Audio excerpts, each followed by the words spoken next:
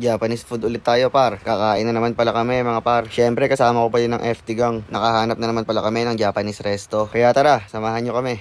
Let's go!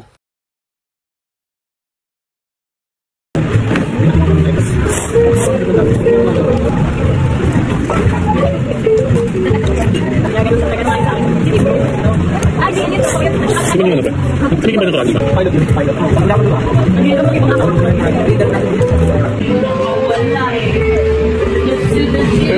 Manager na ramen ano. Nakahanap na naman nga kami ng pagpo-food tripan. Dito nga lang pala yan sa Aiso Ramen. Ayan yung address nila, tignan nyo na lang. At sa mga nakasasakyan pala, may malawak silang parking area dito. Kaya huwag kayong mag-alala sa sasakyan nyo. At ayan, pagpasok nyo pa lang, pwede na kayong pumila para umorder. Kaya ayan na, umorder na nga si paring Allen. Tatlo nga pala kami magkakasama dito, kaso wala pa yung isa namin kasama. Galing pa kasi siyang trabaho, kaya susunod na lang. At ayan nga, habang naghihintay ng order, sinundo pala ni Allen si Cabin. At habang wala pa din yung order namin, montage muna natin ng konti yung place nila.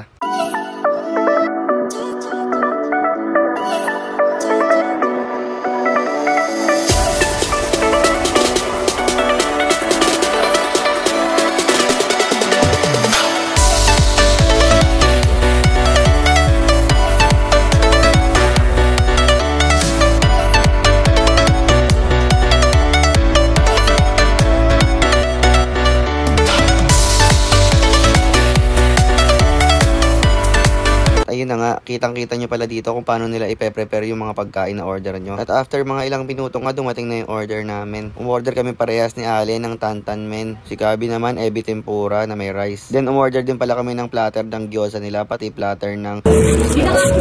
Ayan, natin. Paano masarap to? Kailangan timpla, boss. Kailangan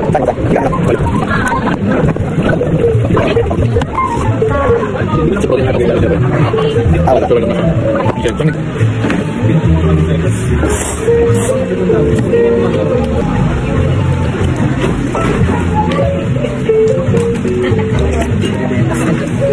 ng timpla. Ganyan sa Mindoro ba? Sa pipisayin natin ng thread, ang timpla masyado doon. Delicate yan.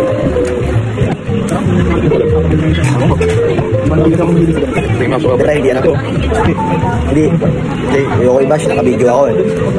Fast forward mo na lang. Ano to eh? Pilot yun. Pilot. Pakila mo doon.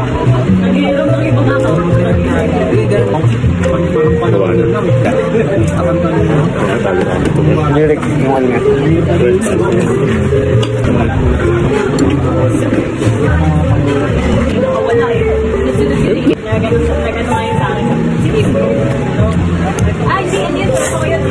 Tingnan nyo ano, pre. Tumigin ba ng karagis pa? Tingnan nyo, pre. Masyadong masarap talagang karagis.